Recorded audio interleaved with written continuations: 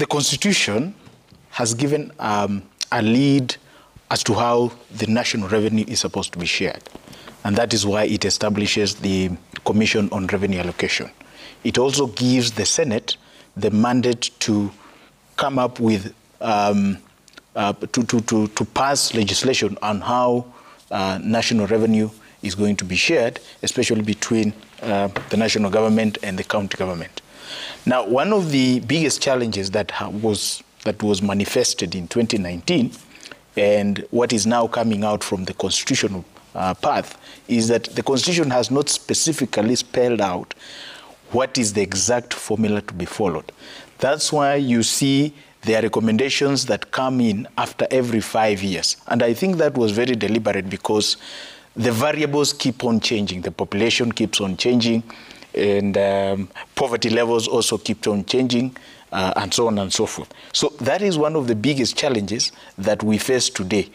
But of course, the mandate to review how national revenue is going to be shared is a mandate of the Senate. So in as much as people may have desires that population, which is one man, one vote, one shilling, should be a factor, especially for regions that are perceived to have a dense population, we already have a constitutional lead pathway as to what needs to be followed. However, that lead pathway is not exhaustive because it still comes back to the Senate for the Senate to consider the parameters that have been set under Article 203 as stated by Steve. Right.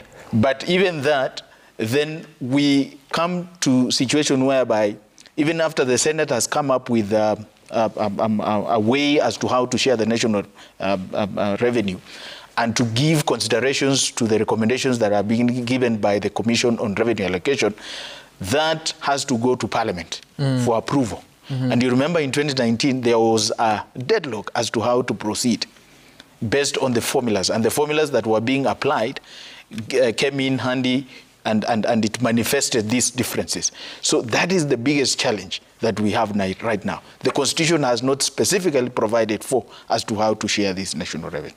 And I remember that time, there were actually concerns because based on I think the amount was about 370 billion shillings that was available that year. Yes, the president raised, the then president different countries were saying that they risked losing some of the resources, which actually was now going to the one man, one vote mantra, if I may call it so.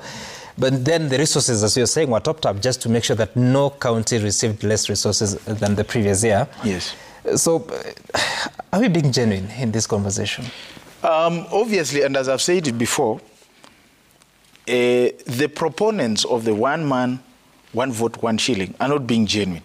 Because you remember in the BBI, the people who are now progressing this narrative, they opposed that proposal. You remember in the BBI, there was a proposal, especially, and that proposal was brought by the then president, and he was telling people from the mountain that this is what I propose. The current deputy president opposed it. Completely. So for now, I am a bit surprised that he has turned around and now sees a lot of sense in that proposal. And that is what now I make of these. Out of all these things, I make it this way, that it appears he has been rattled and is uncomfortable within the space of the government, and the only solace he can find is to retreat back to his backyard and find something that he could use to find unity behind him and move with it, so that now he can assert himself in a way that he deems fit. So for me, I don't think it is genuine at this point.